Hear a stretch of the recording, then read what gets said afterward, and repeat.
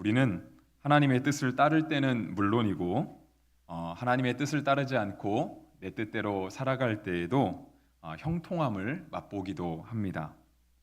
그런데 우리가 하나님의 뜻을 따르다가 맛보는 형통함이든 또는 내 계획대로 맛보게 된 형통함이든 그 형통함을 분별할 수 있어야 합니다.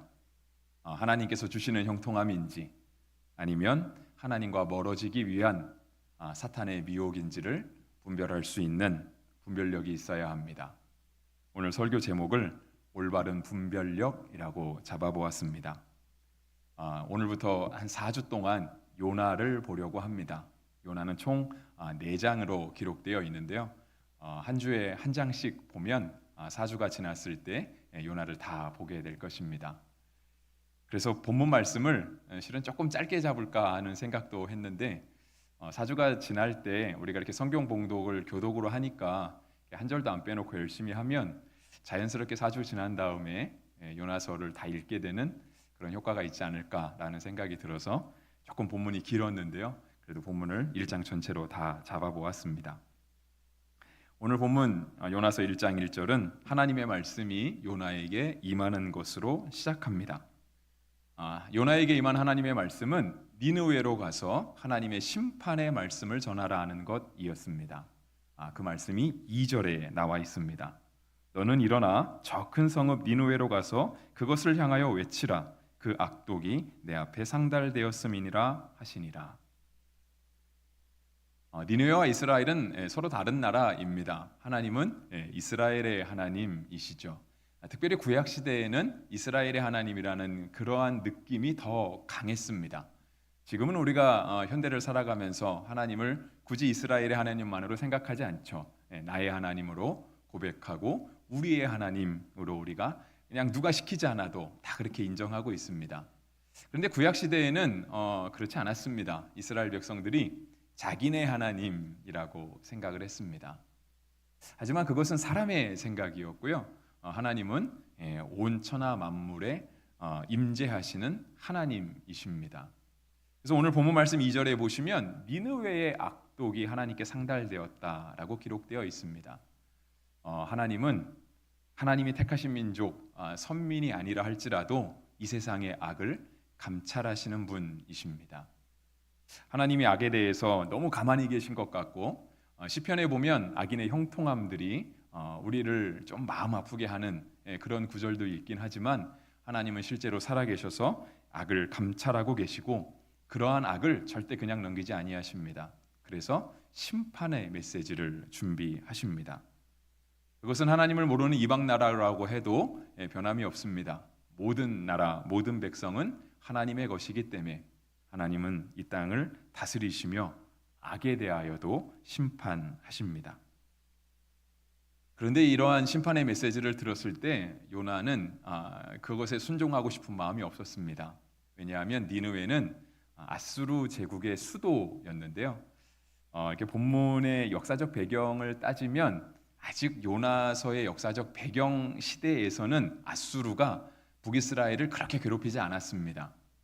그런데 이제 아수르라고 하는 제국이 점점 더 자리를 잡아가면서 그 고대 근동 지방에 영향력을 행사하기 시작하면서 요나서의 시대에서부터 한 반세기 정도 시간이 지나고 나면 이제 본격적으로 이스라엘을 압박하기 시작합니다. 정치적으로도 그렇고 경제적으로도 그렇고 강한 자의 역할을 감당하게 되는 거죠. 그리고 채 100년이 지나지 않아서 이스라엘 나라는 이 아수르라고 하는 제국에 의해서 멸망을 당하게 됩니다. 근데 그러한 나라를 향해서 하나님의 심판의 메시지를 전하라고 하니까 이것이 요나에게 꺼려졌습니다. 그러고 싶지 않았던 거죠. 그런데 생각해 보면 구원의 메시지도 아니고 심판의 메시지인데 왜 요나가 그거를 꺼려했을까? 도리어 요나 입장에서는 옳았구나, 잘됐다, 우리 하나님이 너네를 다 혼내주실 거다라고 하는 생각 속에 정말 하나님이 시키지 않아도 발벗고 나아갈 수 있는데요. 요나는 그렇게 하지 않았습니다.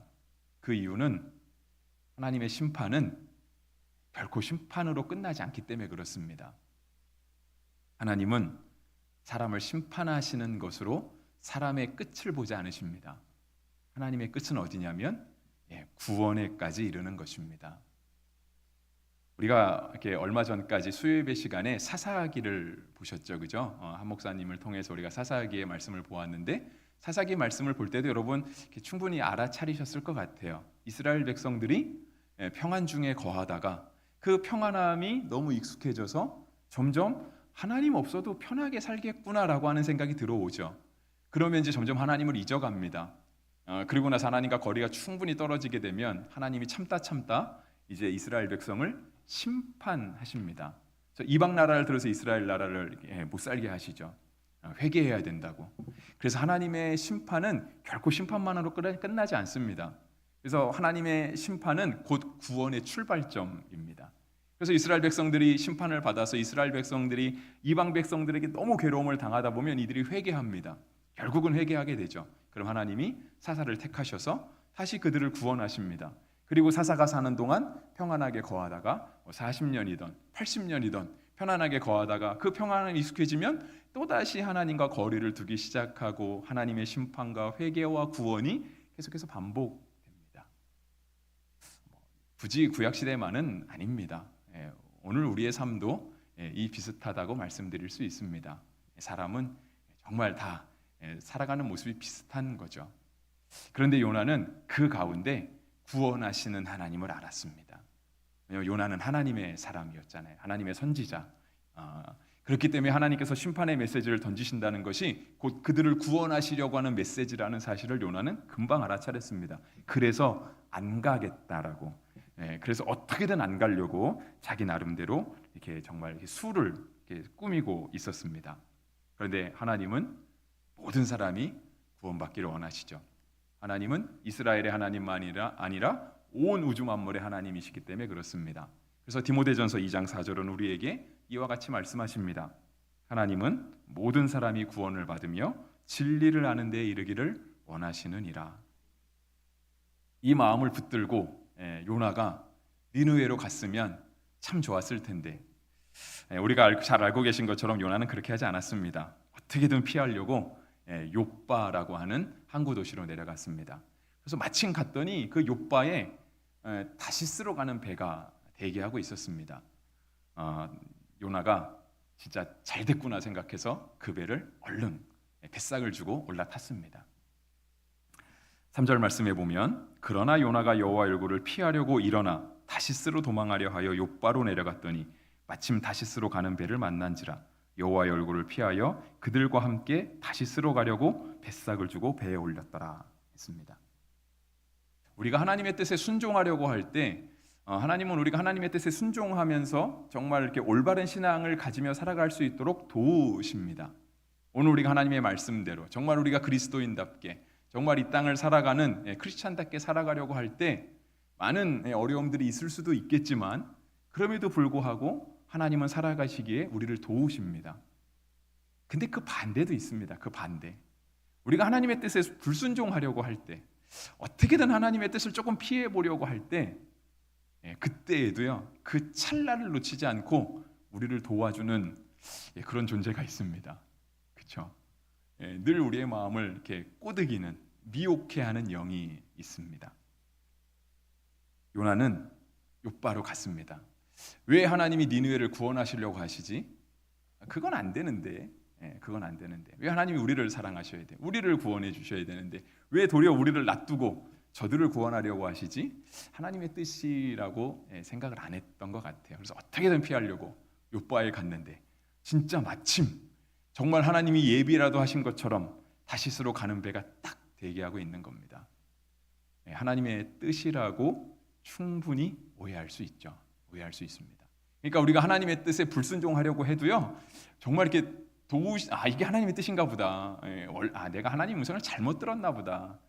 원래 이게 맞았는데 내가 그때 잘못 들었나 보다라고 하면서 길을 꺾어서 가려고 할 때요, 희한하게 그쪽으로도 길이 열리는 경우가 많이 있습니다.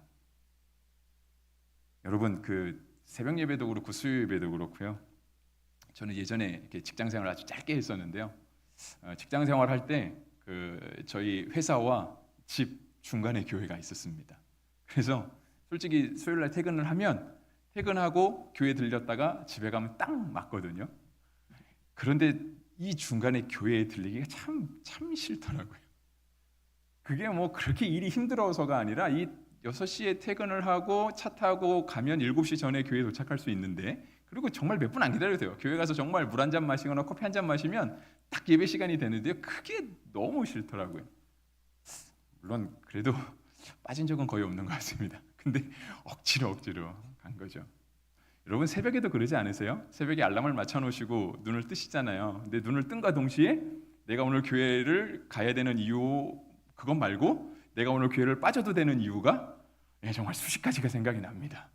오늘 뭘 해야 되니까 아침 일찍 너무 체력을 소비하면 안 되고, 정말 교회를 안 가도 되는 이유가 얼마나 많이 생각나는지 모릅니다. 그런데 그렇게 안 가는 이유가, 나를 정당화시킬 수 있는 이유가 아무리 많다고 해도 그것이 하나님의 뜻은 아닙니다. 요나가 욥바에서 탄 다시스행 배는요, 하나님의 뜻이 아니었습니다. 이거를 분별할 수 있어야 되는 것이죠. 그래서 3절 말씀해 보시면 2번이나요 요나가 여호와의 얼굴을 피하려 했다라고 하는 말씀이 반복되어 있습니다. 그러니까 다시스행 배가 하나님 뜻이 아니었어요. 요나도 알았어요. 이 배가 하나님 뜻이 아니라는 걸. 자기가 하나님의 뜻을 피하려 간다라는 것을 알고 있었고요.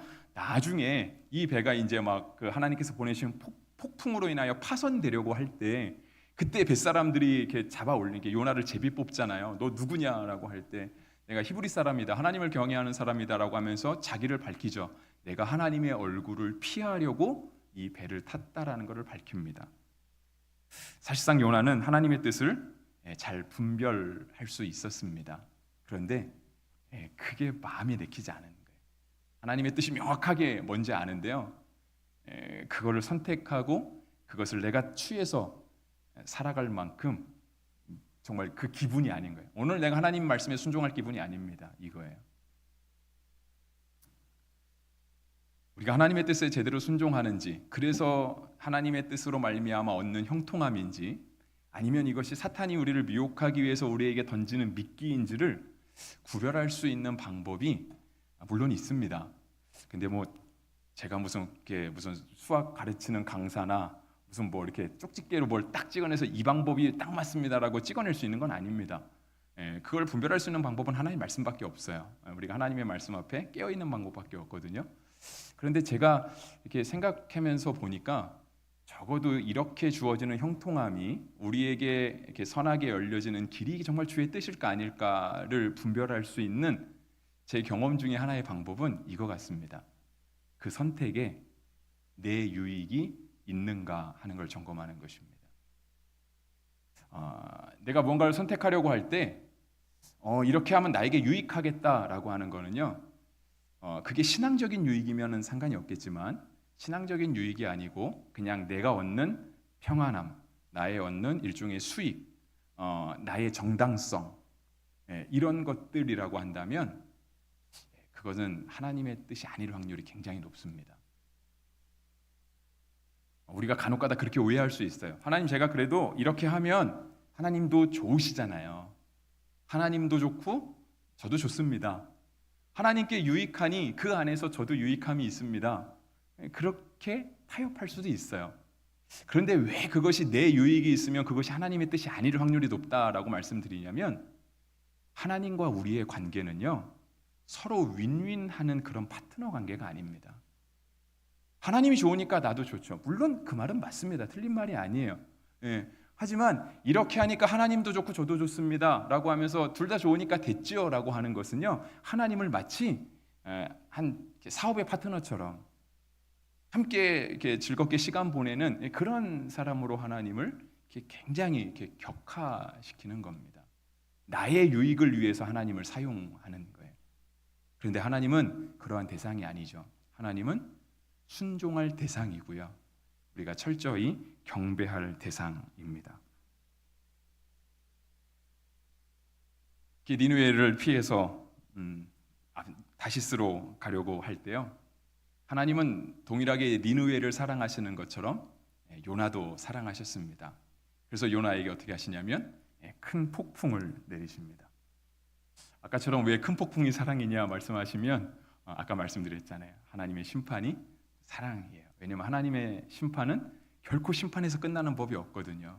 우리를 회복시키는 데까지 가기 때문에 하나님께서 요나를 향해서 큰 바람을 보내셔서 바다 위에 폭풍이 일어나게 하신 거는요, 니느웨를 향하신 하나님의 사랑처럼 요나를 향하신 하나님의 사랑이었습니다. 그래서 4절과 5절에 보시면 여호와께서 큰 바람을 바다 위에 내리심에 바다 가운데에 큰 폭풍이 일어나 배가 거의 깨지게 된지라.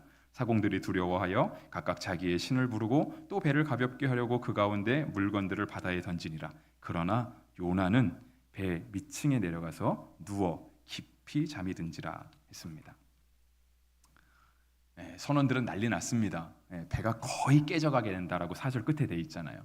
그리고 어떻게든 이 침몰하는 배를 살리기 위해서 갖고 있는 물건들을 다 버리고요, 자신들이 부를 수 있는 신의 이름을 다 부릅니다.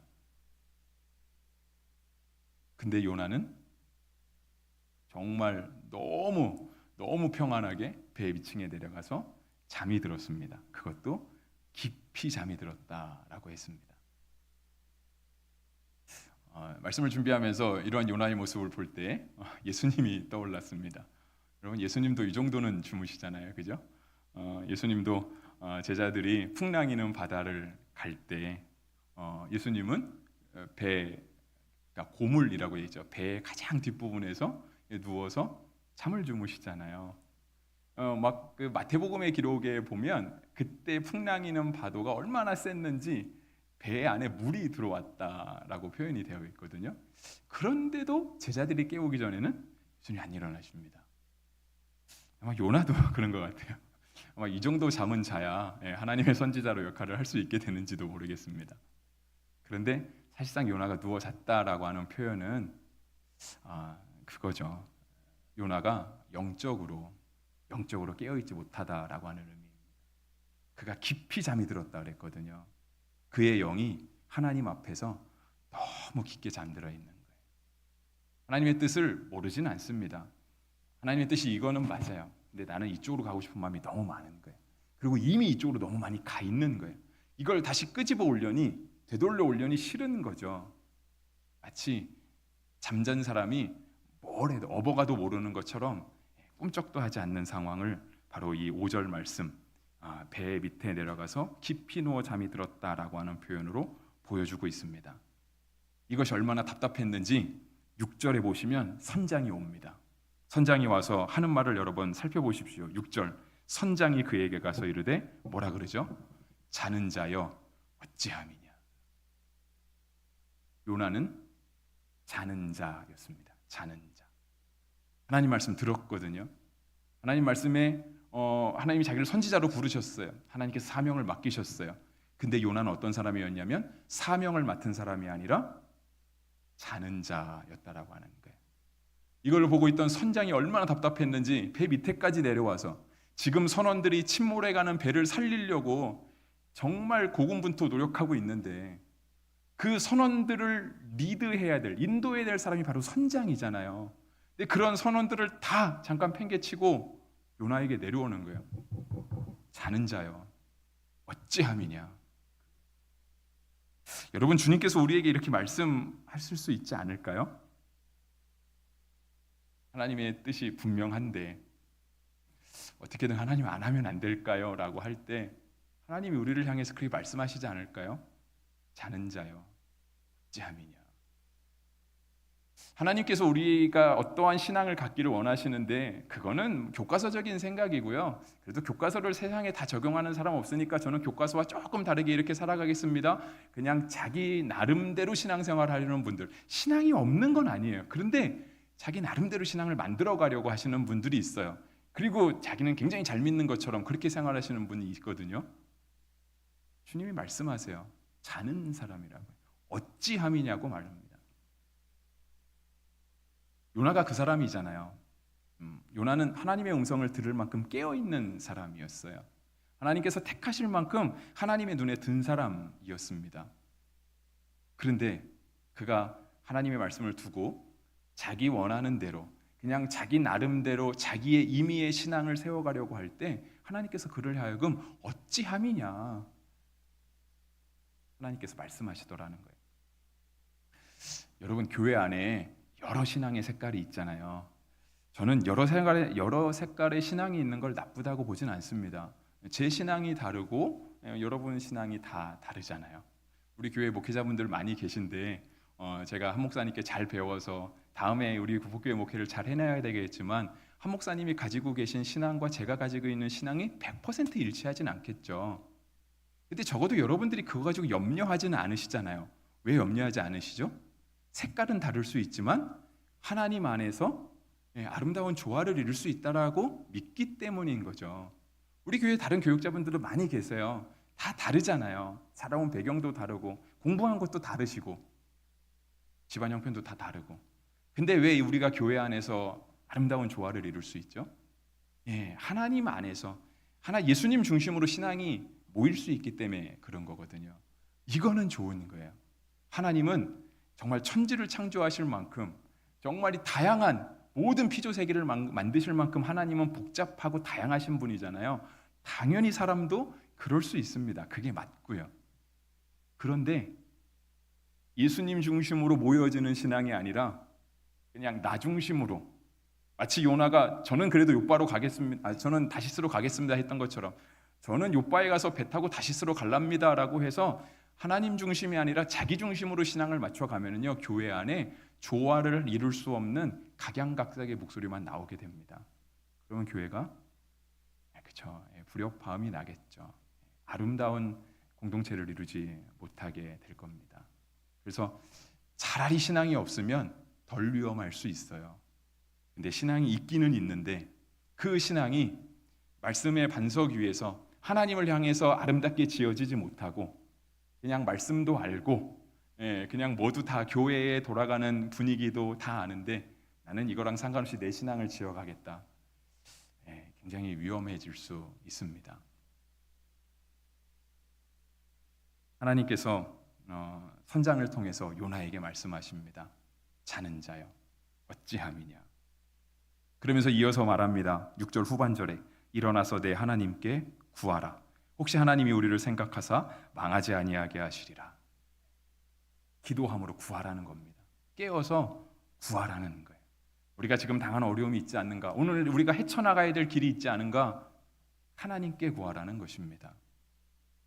요나가 답답한 심정에 잠결에 일어나서 그럴 수 있죠. 이 양반 진짜 답답하네. 내가 선장이 아니고 당신이 선장이잖아. 그러면 바닷길은 당신이 인도해야지 왜 나보고 기도하라 그래? 요나가 따질 수 있겠죠. 왜 나의 단잠을 깨우느냐.